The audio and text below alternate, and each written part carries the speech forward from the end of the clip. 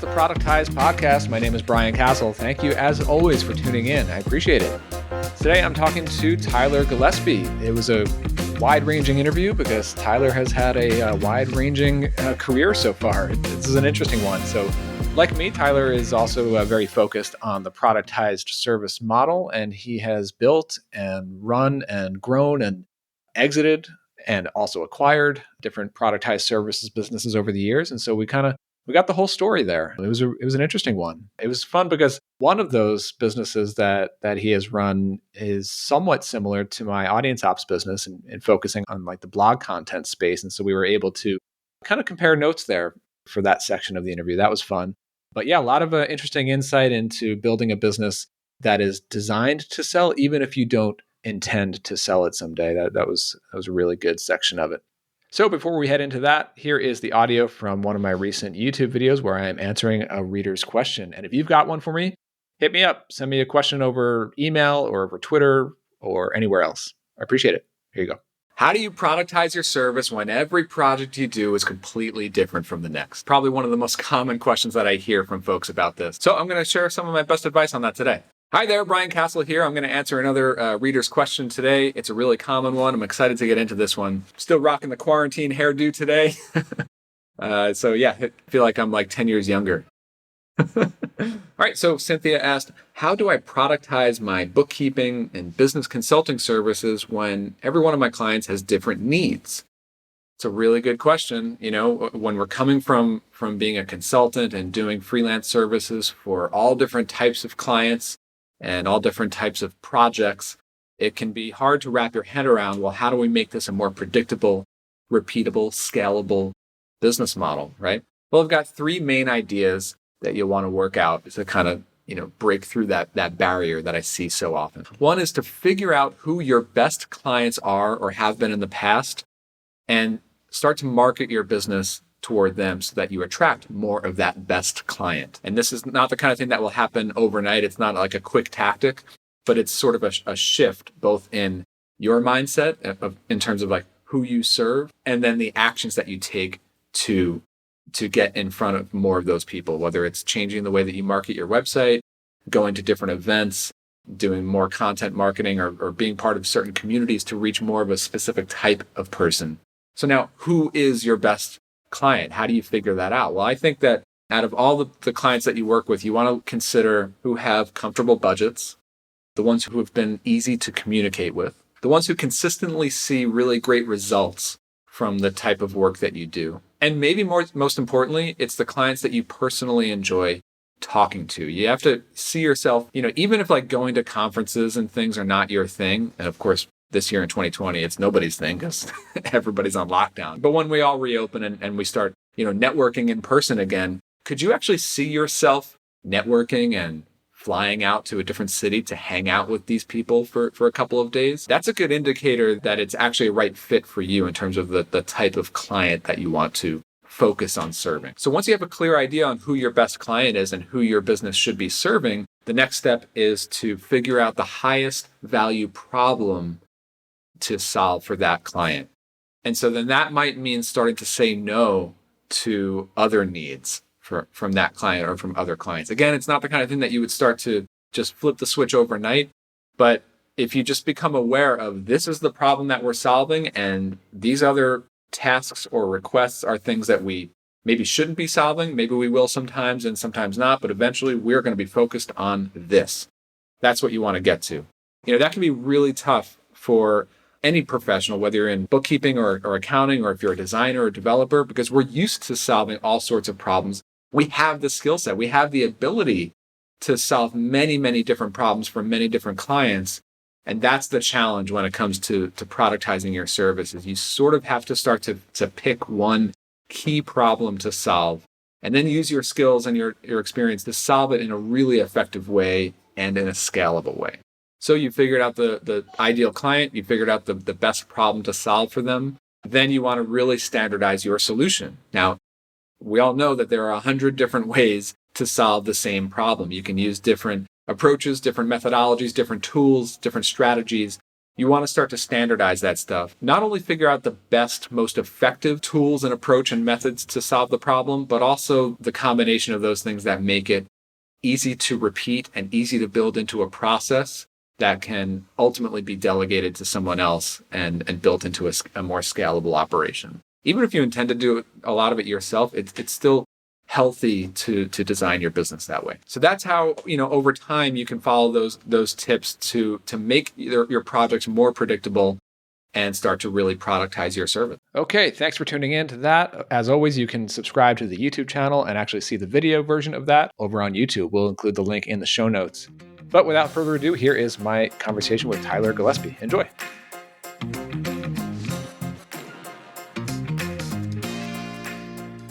All right, I'm here with Tyler Gillespie. Tyler, how's it going? It's going really well, man. Thanks so much. Yeah, thanks for joining me today. So you and I are, we've been sort of operating in pretty similar spaces. I mean, obviously with productized services, but even the productized services themselves that we've been involved in over the years, in sort of like in the content space, but you've jumped around to a bunch of different things. So it's been interesting. I think it'll be cool for us to kind of get your backstory, but maybe compare some notes.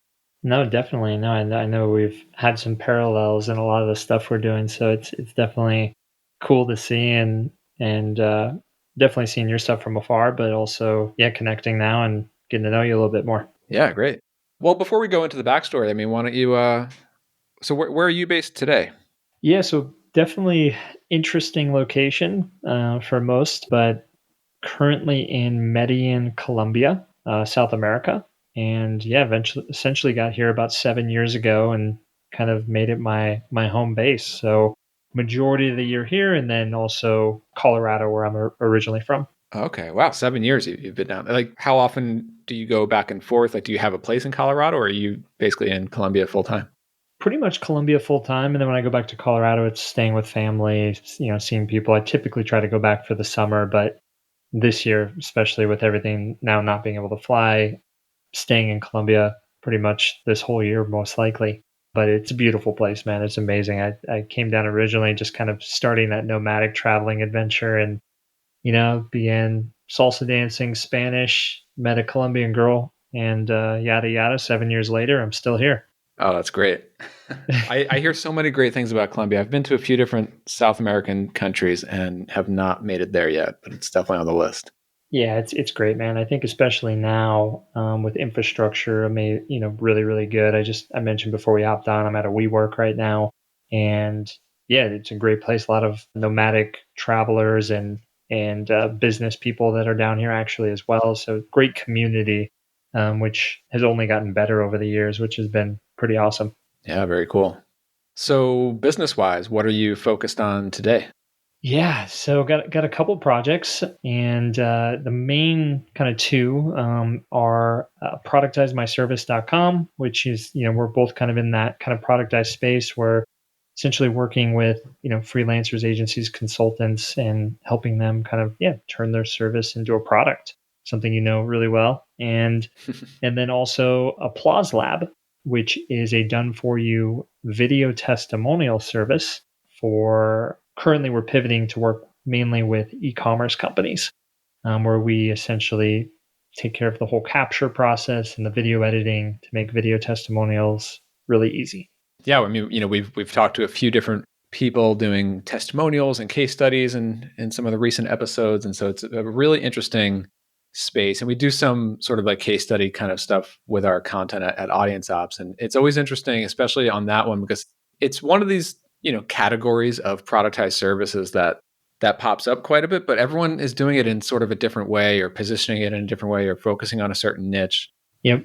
Yeah, so it's interesting how you're going into like the e-commerce space. Yeah, it's I've been trying to niche down a little bit, and even like our capture process. I've seen some of the stuff you do, which is awesome, and I know I listened to a few episodes. I think Sam Shepler and video testimonial, and then also I did listen to the one you did. Was it Joel of Case Study Buddy?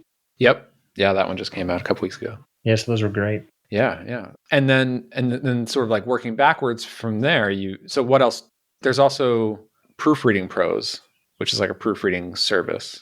Yeah, so that one's probably definitely it leans more on like a tech enabled service, and that's a fun little project. I ended up buying, say, almost 2 years ago now. I bought it with the intention with my previous company, which was a content writing service, to kind of integrate the proofreading aspect as another service. So it was kind of twofold: one to integrate, and then the second part was to get my feet wet with actually making an acquisition. So made the acquisition but never integrated it before we sold the business. So I kind of kept that business essentially after we sold it, and it's still going strong. It's very automated, a great team of editors, and essentially it's a Google Doc add-on. So you just open your Google Doc, if you've got any content, and you can just push find editor, and think of it like Uber. It pings all of our editors, and then the first available editor can just go right in, gets permission to your doc, and can start editing. So it's really useful, and Yeah. been trying to figure out kind of the best way to kind of position and market that, but it's had some slow growth month over month. But that one's been a fun one and an interesting one as well. Interesting. And so between these different businesses, and I mean, before that, as you said, you had the content service, which you sold last year. Yeah, so that was quite the ride, and happy to kind of dive into some of that because I think that process is interesting. Could be for a lot of people who are running service businesses. But yeah, it was a content business. We ran for about no, actually close to 5 years, but in its current form, we pivoted about 3 years. Yeah, and we sold it last summer to a private equity fund. Got it. Yeah, I do want to dig into the story and everything. So in terms of today, I mean, you mentioned that you're doing some consulting with, folks who are into productized services. Yep. Where are you spending like most of your time? Like and also like in regards to Proofreading Pros and Applause Lab, like how involved or not involved are you in the day-to-day there? Yeah, so I mean, from a macro, it looks like a lot of stuff going on, but I think the Proofreading Pros is pretty automated. We have a great team in place. That one leverages a lot of software, so the whole workflow really is pretty seamless. Where I'm essentially checking in on the team every month. So that business is probably the least time commitment on my end. And then the second lease would probably be Applause Lab. I mean, that's one of the newer businesses, but I've got a great team as well that I've worked really hard to build up there. And that one's probably taken a little bit of a hit. That was probably my main focus before the pandemic. And things have just kind of slowed down a little bit just on the marketing front there. So really shifted working on ops, building up the team, just kind of also, like I mentioned, we repositioned a lot of things to kind of go after more of an e-com focus because I really wanted to kind of niche down with that service. And the e-com customers we did have were just seeing incredible results. So it made sense there. And yeah, with everything happening, I just kind of made a shift and been probably focusing more of my energy with the Productize my service, kind of creating content, working with different people on a consulting or coaching basis, that have service businesses. So that's for the moment being, and maybe probably the next 3 to 6 months, probably more of my focus in that area. Got it. Very nice. Yeah. So yeah, let's go back in your story. I mean, we talked a little about your move to Colombia, but like, where do you you said you come from Colorado, and how did you kind of start out this career, this journey? Yeah, no, great question, man. So yeah, Colorado native. I love Colorado, man. It's great. I grew up in a small town outside of Denver, closer to Aspen, and just Every yeah, time I go there like at least once a year, and every time I'm in Colorado, I just wish I was there more. Like I keep thinking of like excuses to move my family there, but hasn't happened yet. yeah, it would be a good move, man. I've contemplated moving back, in the right time, and luckily I've got good family, and up in the mountains is amazing. But yeah, just growing up there, and my family's always been in service based kind of businesses, more physical, like property management, vacation rentals, real estate. So that's kind of how I originally kind of got kind of tossed into the business world, and specifically like service kind of type businesses. So yeah, originally, I mean, was working for a gentleman up there doing vacation rentals, renting out a variety of his kind of townhomes, and that's what kind of originally got me started in kind of the online marketing world. And when I was doing that, not a lot of people were leveraging online. This was pre Airbnb, so yeah, that's really kind of kickstarted the interest, and was playing a lot more doing online marketing, and really loved it. And then shortly after working with that gentleman, I started kind of my own vacation rental company, which was very heavily internet marketing based. and service driven. What do you mean? Like, is that like you were an agent, or were you buying properties, or what was So that? that business specifically was more of yeah, essentially we were kind of like, I guess you could think of like a middleman broker, right? Like, I would partner with homeowners in that area, and then I would do marketing to drive leads. And then when they booked a home, I would get a commission off Got it. that sale. So that's kind of how that business model was set up. So it was very personal driven. I remember reading the 4 Hour Work Week, like most of us do, and I was just like, oh my gosh, like this is actually kind of what I really want to do, is travel, move around. And so it was funny. About 2 weeks after reading that book, I just booked a ticket to Costa Rica, and tried to run with success, ran the business from there.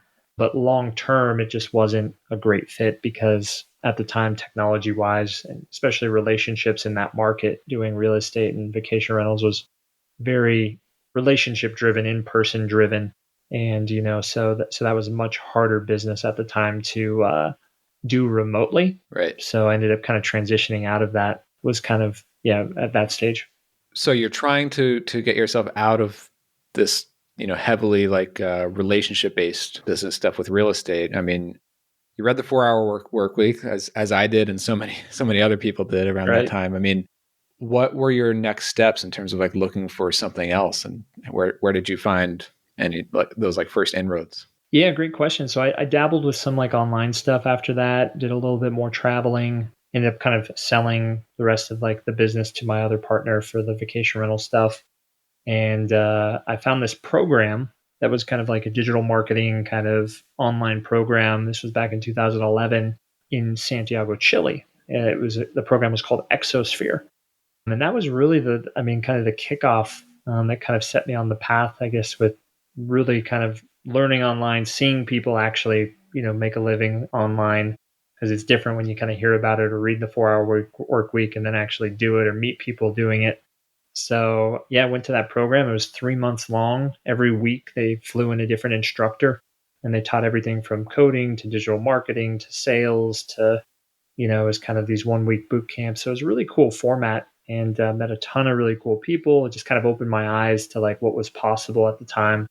And that I think was probably the catalyst or kind of the big move that kind of made it real enough to just kind of dive full in the online space.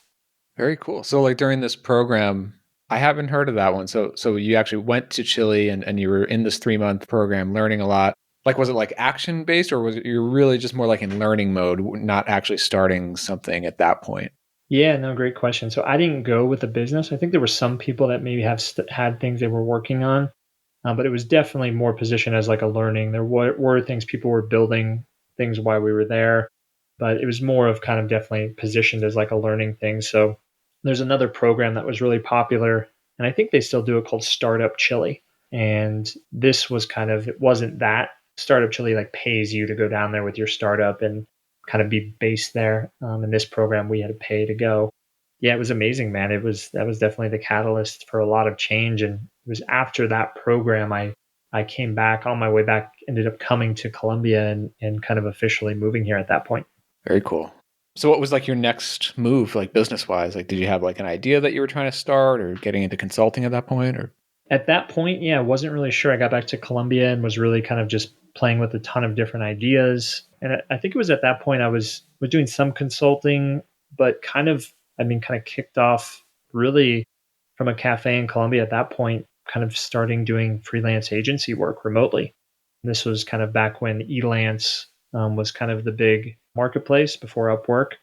And yeah, it was just leveraging, getting opportunities on there and working remotely. And it was great because I could make pretty good money, when you look at dollar compared to the Colombian peso, and do it remotely. What kind of freelance work? I mean, you I guess you built up some like marketing, like online marketing skills, but like what does that actually look like? What kind of jobs are you taking for that? Yeah, no, I think originally it was kind of a variety of different things. I think growing up doing real estate vacation rentals, I think in the service business, I always had like, it wasn't unnatural to me to like know just enough of something, but like outsource it immediately, and not actually do the work, if that makes sense. So I was getting a lot of jobs online, whether it was email copywriting or funnel building or content creation. And I would, you know, win these jobs via like sales, because I was actually like, what I did was make video proposals. And back then, no one did that.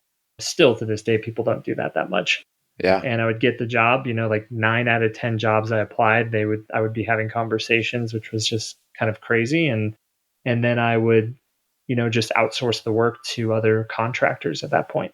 It's amazing how valuable that skill is of just being willing to, not like you said, I mean, doing like a video message, but then just being willing to and eager to get on calls, like sales calls, and then having like the guts to just figure it out. And you don't necessarily have to figure out the technical skill, but if you know enough to be able to go find the people with the technical skill. No, 100%. Yeah.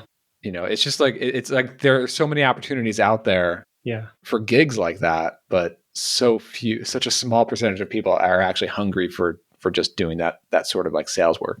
No, 100%. And I don't know why that came naturally. I think just kind of environment I grew up in to an extent. And just, I think having a little bit of that base, I think that's definitely an advantage when you're doing stuff like that online, because the alternative, a lot of people start obviously when they're freelancing or being consultants, they're doing the work one-to-one, which is like the beginning of some of those service business traps a lot of people fall into. And I think the sooner you can outsource the doing with the mechanism of what you're trying to offer, the faster you can kind of grow. And so luckily that, I jumped right to that. So I remember at that point, doing a variety of freelance work over a couple months. And I had a buddy who just came down to Colombia. And I think I forget when after he came down, but I remember selling like a $5,000 funnel package to a gentleman online. And, I kind of set it up, and I needed a lot of help to, organize and bring some freelancers on. So I just asked my buddy if he wanted to join me for this project and what seemingly could be more. And that was kind of my partner at the time. And we kind of created what at that time was called Gingerbread Marketing, which was a full-time agency. And if you don't know, I have red hair, so it's kind of like a fun play on myself. But we, that was kind of the kickoff to the agency. And both of us had kind of sales backgrounds, and we ended up growing the agency pretty quickly, but also saying yes to everything, which was one of the problems in the first 2 years. It was, a lot of headaches. So you kind of learn the hard way of building a business like that. But, at the same time, it was great learning curve. Was able to live in Colombia very, comfortably, and, learn a lot as well. So that was kind of, how the kickoff of the original agency kind of started. Got it. And so that was the agency that eventually turned into the content, like content productized service. Exactly. Yeah. So we ran that for a couple of years, and then we realized, it took me, I think, the third time of reading Built to Sell to realize, like, okay, like, it's funny because in the book, he's really talking about how to productize a service, even though he doesn't like fully say that. And I was like, man, we've got to just execute this. And I think I read it in a November, December, I forget the year, but by January, we fully just revamped. We pretty much cut all the agency stuff that wasn't just content writing. And we decided just to niche down on just writing essentially blog content or thought leadership type of articles as like the only thing. And so like before that, like when you were still in like an agency mode, you were doing content writing, but you were doing other things like funnels and ads and emails and stuff. Exactly. Funnels, email autoresponders, because we looked at like what was recurring that we were doing, because we were trying to decide like what to focus on. And it came down to like, after we cut out web pages, funnels, messing with like email service providers, etc. Like it came down to like email autoresponders or blog content as like things that we were picking one of those, and we ended up choosing either one. Actually could have been, I think emails could have been successful as well, but we decided to go with just recurring blog content because it's something people needed every month. It was something we were able to do fairly, had a great process around. Customers got a lot of value from it. So that was kind of a defining moment when we just decided to kind of fully focus on just one core service offering and kind of get rid of everything else. And we also rebranded at that point to Content Pros. Got it. Got it. Yeah, it's interesting because, obviously I run audience ops, which is a somewhat similar. There are some differences, but, obviously the bulk of what we do is blog content. But I started that business as audience ops. It didn't evolve from an agency. And so you went through the transition that so many people are trying to do. And a lot of people have trouble with that, going from saying yes to everything and being a generalist agency to what you did. It sounds like overnight kind of rebranding and focusing on that. Like how did you, aside from like just rebranding the website and rewriting the copy, I mean, I guess we sort of understand how that works, but how did it work with your clients? Like, did you have agency clients that you needed to still serve and phase out? And then how did you start to introduce, hey, we only do blog content now? Yeah, I think it was a mix of both because I think for sure it's definitely not an overnight thing. I think, but with saying that, myself and my partner were pretty like risk adverse to making like pretty quick chess moves to better the kind of situation or to end like doing things how we were doing them. So we did make a pretty abrupt change at the end of that year. I think December to January. It was, I think probably a month of just rebranding, getting the new site, repositioning. And I think anyone we still had on board, we just kind of phased them out or tried to transition them into our new kind of fixed packages of creating content or articles. And I think a handful of them did. Some people didn't, but it gave us a lot of like really good insight and focus to just kind of the type of business we really wanted to build. And that was kind of the beginning of, just building an asset and something that could scale beyond us. Because I think with the agency, like anyone, you go through that whole process and it was just, it became kind of a nightmare at towards the end there where it was just, we had to kind of change it up to kind of get out of that, all those service business traps, that so many fall into. Yep. And was there or is there still a focus on a certain niche or type of business that would need blog content? Yeah, we worked with a lot of coaches and consultants.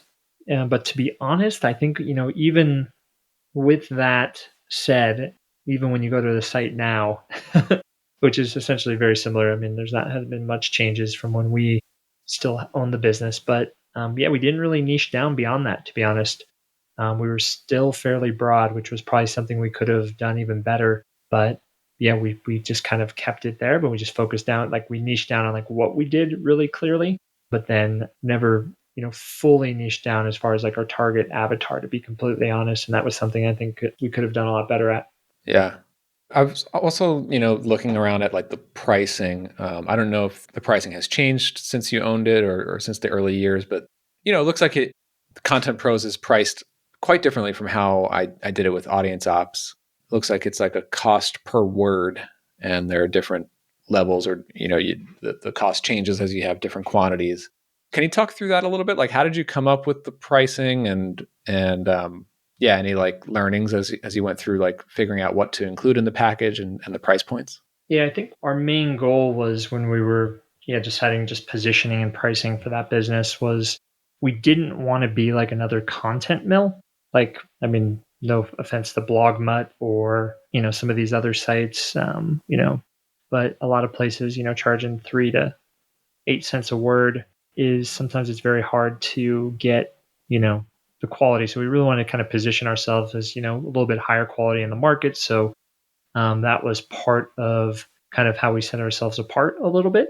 And then, we kind of priced it based on a per word basis and anchored it to where you would get a better rate if you paid up front for, let's say, a quarterly or annual package. So we really try to encourage longer term content subscriptions, which was also kind of intentional. And there's a lot of ways to do pricing, but that's kind of how we decided to kind of position it, rather than, monthly or getting discounts for the more words you bought. It was more discounts based on how you paid us rather than how many words you bought, if that makes sense. Got it. Yeah, it's interesting because I've gone with like the more standard, it's like SaaS-like pricing where it's just kind of a flat fee. We've got like 2 different tiers to choose from, but it's it's an ongoing subscription until they want to cancel, which effectively is a very similar thing. But I guess with did you have like automatic renewals subscriptions, or was it like? Yeah, exactly. Okay, so they are signing up for a subscription. It's not like we only want 1/4 of content. No, yeah. So everything was subscription based. Yeah. So when they signed up, it was. I mean, that was kind of the goal. I think, you know, although we didn't have like a goal to sell the business right then. After reading, like I said, Built to Sell the third time, it was like, okay, what can we do to make sure this business is a sellable asset, whether we want to sell it or not? So my partner and I had like a lot of clarity on that. So it was literally we were just chipping away at like, which ultimately made the business like that much more efficient, that much easier to run. But we kind of took, as a challenge, which was kind of fun to just really do everything we could to build this business that it could run without us, and could be a sellable asset. And one of those things was, credit cards, recurring revenue, subscriptions, credit cards on file. These are things that investors, if they're going to buy your business, that makes it a lot more attractive as well. For sure. Just a minute to tell you about Productize. If you're sick of the client services treadmill, well, there's a better way, a productized service. That's why I built Productize. It's a private community and training program for people like you and me. We're operating a client services business, and we're scaling it up using the Productized service model. Join our private Slack, our private forum, and get matched into your own small mastermind group with other members. Give and get honest, constructive feedback to grow your Productized service business this year. Plus, get access to my Productize course, which gives you everything that you need to start, grow, and systematically build your Productized service business. The best part about becoming a member? No ongoing subscription. Purchase once and you get lifetime access to everything. Go to productizecommunity.com for all the details. And right now you can get 10% off by using this special URL, productizecommunity.com/podcast.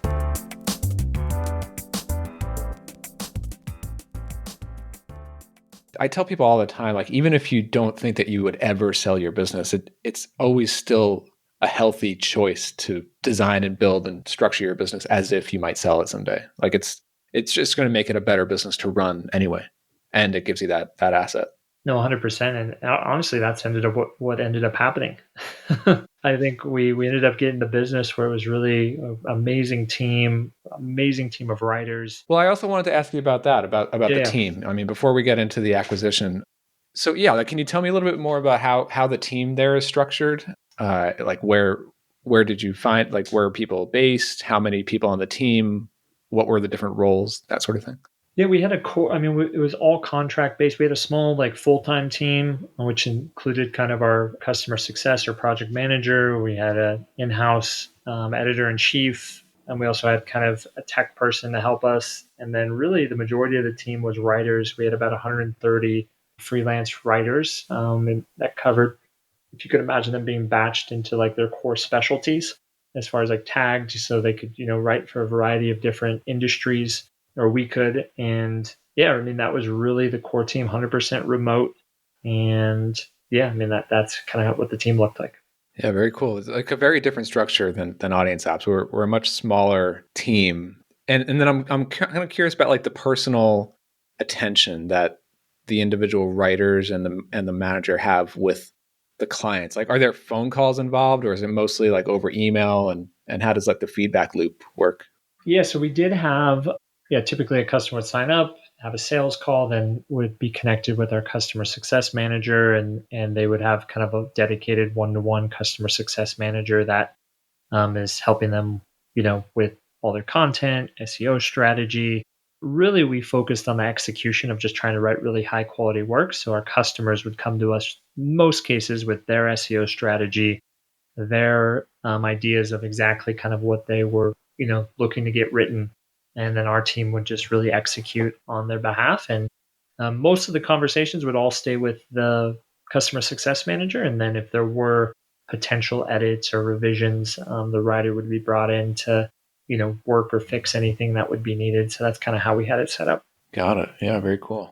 I mean, like, one of the questions I get all the time with Audience Apps, it might be just sort of like the nature of our market, where we work with a lot of SaaS companies and B2B, and some of them are a little bit more technical. And so the big question that we always get is like, how can we get our team, and especially the writers, to learn like these technical niche products, niche industries, and to be able to write confidently for them? I'm curious, like, how did you guys sort of like attack that problem? Like when you're with, especially like ghostwriting in somebody else's voice, you know? Yeah. No, I think it's definitely not easy. I think that's a very common concern. I think we try to really focus on really good training, bringing in people, and like we were, I mean, I think really extremely organized with like the writers, what their specialty was, what they were good at. And I think the technical stuff we did have a few handful of customers that we did like more technical writing, but if there was interviews that need to be had, I think there were some ways we kind of worked to get around that as well. I think, as you know, like setting expectations as well. It's not, we're not going to write in your voice overnight. So it's one of those things that, giving the proper expectation to like lead up to, capturing your voice, and each piece gets better and better. And I think that helped us as well with that argument or that concern. Yeah, People yeah, have. for sure. It's funny to hear you say that, because that's something I completely know, that argument, and it's setting that expectation. Now, I didn't know that early on in audience ops. Yeah. I probably became aware of that like maybe a year or two in, and that's because the early value proposition that I was thinking about was like, oh, it's so easy. You're this SaaS company. Just hand off your content to us, and you can be completely hands off, and we'll do it for you. But it has evolved, at least in the way that I try to set the expectation to, yes, we're going to handle all of the legwork and creation and production process for you, but we do need your input, especially heavier early on, and we're going to get better over time, No, 100%. Yeah. And that has helped so much in setting that expectation, because I learned that customers want to invest their time early on to make sure that we work well, and then they're going to stick with us a long time. Oh, I love that. Yeah, that makes total sense. Yeah, I think I don't know if it came naturally to us either, but that was definitely something we ironed out, and I think got pretty good at, over time. And I think everything, yeah, just improved and got better and better the more we kind of ironed those things out. So how did the acquisition come about? Like, what were the very first seeds of like, did you start to seek options for exiting the business, or did something just kind of come unexpectedly? How did that start? Yeah, great question. Like I said, it wasn't something we planned for, and I think that's the thing. Like building a business that you can sell even if you don't want to, because oftentimes, unless you're like really lucky or just exactly you're going to sell, you don't know when that could happen, especially when you have a business partner. And yeah, it just came to the point. I think we both wanted to kind of do something new and different, especially when we got the business to like an hour a month of working. You have all this free time on your hands, so you're trying different things. And yeah, he kind of originally spearheaded it and just said, hey, we maybe want to do something else. And that kind of kicked the domino off of like, okay, well, let's just see like what is the business worth. And we talked to a few brokerages, and then we were like, oh wow, it's worth a lot more than we originally thought. Let's list it, just see if anyone's interested. And next thing you know, we've have multiple offers. And I think when we decided to list it to when we actually closed, it was about less than 60 days, which is pretty fast. Oh wow, that is fast. Yeah. And when you look at typical timeline of businesses selling. But yeah, I mean, everything we were able to do kind of leading up to it, those things you try to maximize value, I think all led to like us getting a quick sale at a high multiple. So I think those were.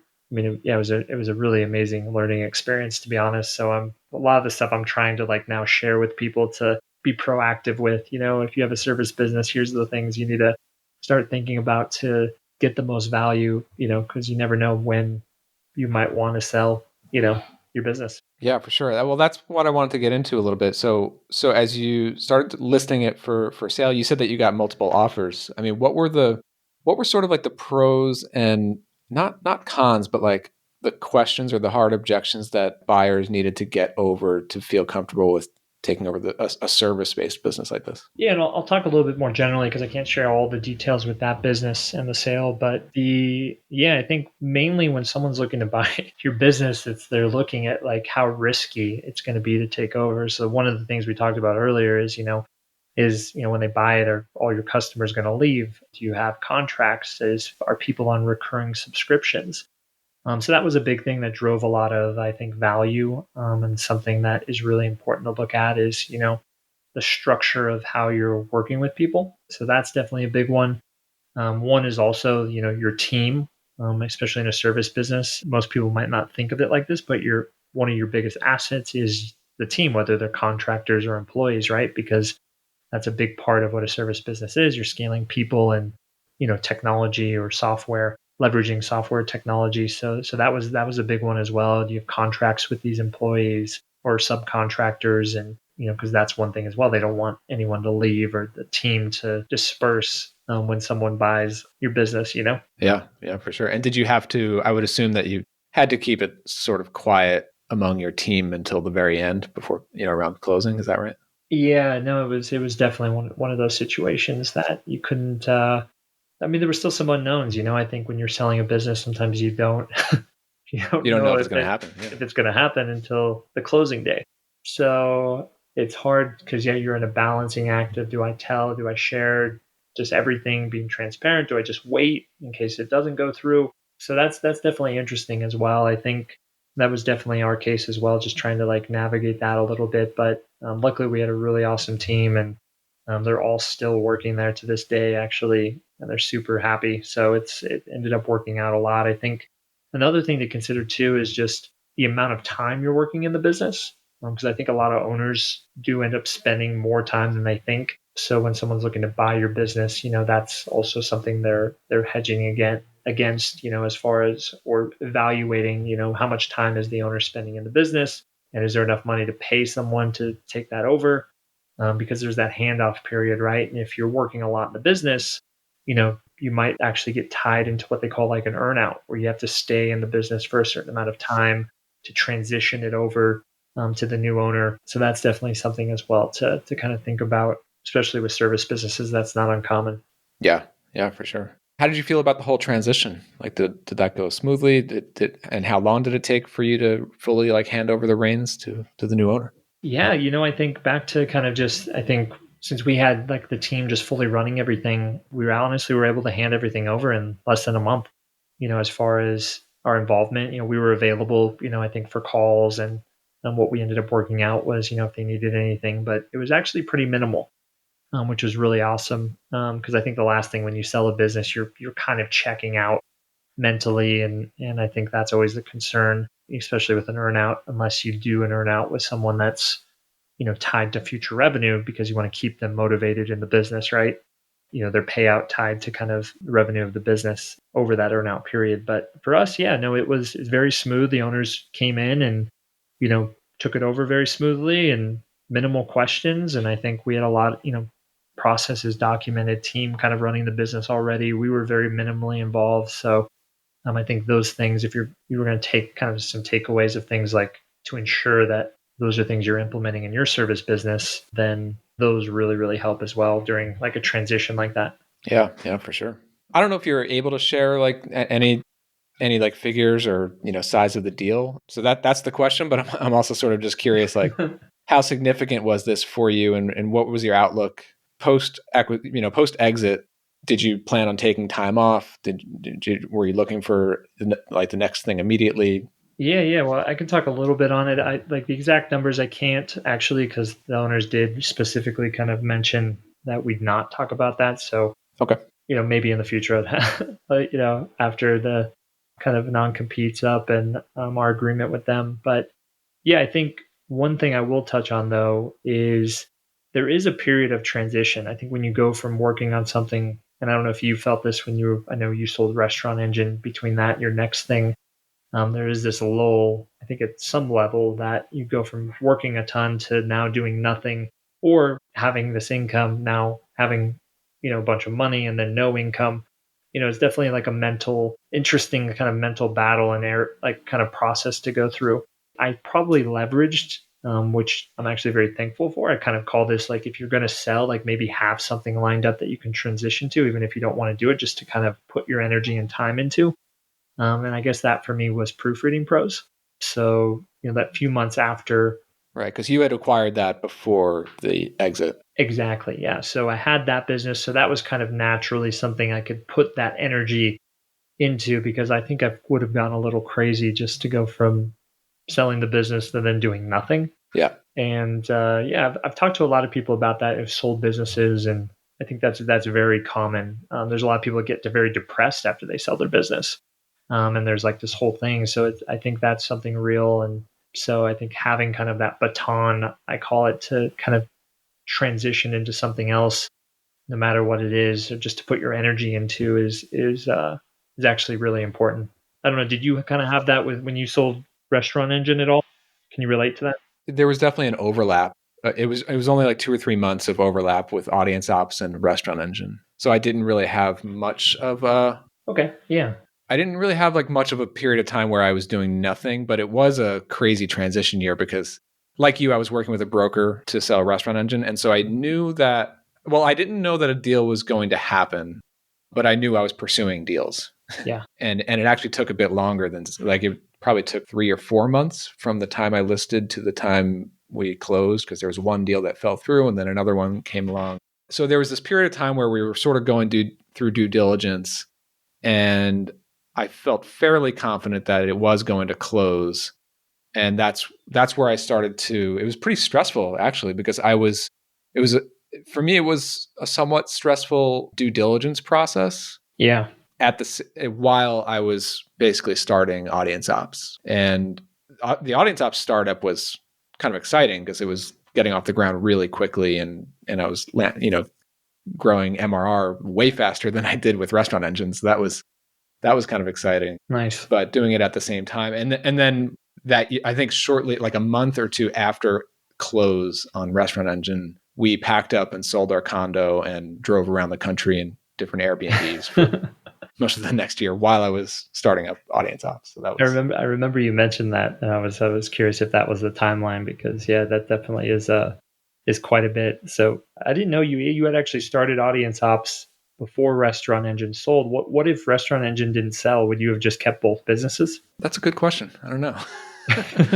I mean, I think I started it like when we were far enough down the path that I was pretty sure it was going to sell. Yeah, for sure. Like one way or the other, because there was also a period of time there where I wasn't sure that I was going to be Audience Ops. I kind of jumped around to 3 or 4 different ideas and like dipped my toe in the water for a couple of weeks on each one until I landed on Audience Ops and felt like this would be the fastest, best way to launch an income stream, especially that aligns with my network and audience and everything. And so that made the most sense. Man, that's awesome. Yeah, so that was kind of your baton in a way, or transition from the sale to something new. So that's really awesome. Yeah, but it's interesting because it's like I still own and run Audience Ops today, but it is very, very minimal in my time, and it's been that way for like the last year or two.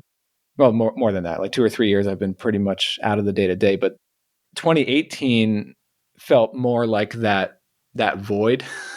Even though I still run Audience Ops, it's like that's when I started to reinvest like all of my free time into new ideas, like which ultimately led to Process Kit. Yeah. But like I was able to spend that whole year like learning to code, full time. Wow. And so I guess that was nice to have that like sustain. It still is nice today to have the sustainable income. I'm sure as you know from your current projects here. Yeah, no. Like to just have these different income streams to like fund your time to explore other ideas, Yeah, no, it's definitely a luxury. It's really, really nice. So super grateful for that. And yeah, just kind of building those up is I think really good, really smart over the long term as well. Yeah. So it was after the acquisition, after the exit, that you started Applause Lab.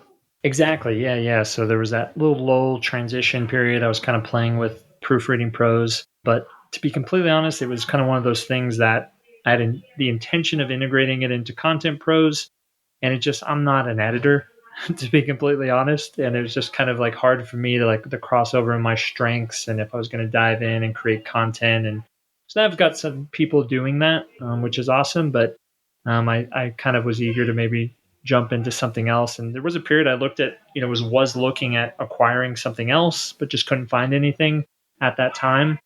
And then ended up, launching Applause Lab, which was something I wish we had at Content Pros, for capturing video testimonials in a really easy way. And So that was a really, really fun. It still is a really fun project to work on, and it's still very young. It's not even a year old. But Okay, yeah, I was going to ask like how long have you been on this one? about the end of 2019, launched it. So how does Applause Lab basically work? Like what makes it unique and what's kind of like the package or the value proposition? Yeah, so we ended up tying into this API and leveraging this technology called asynchronous video capture. So, what happens, one of the problems when you're requesting video testimonials is one, it's really expensive to send a video crew out, right?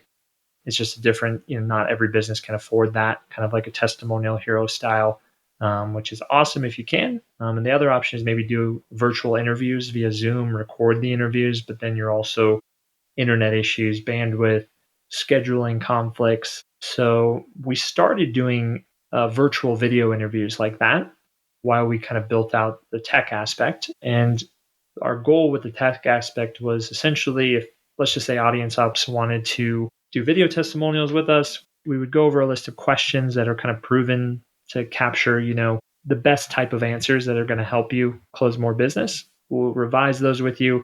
Then we'll actually record them with a spokesperson on our team.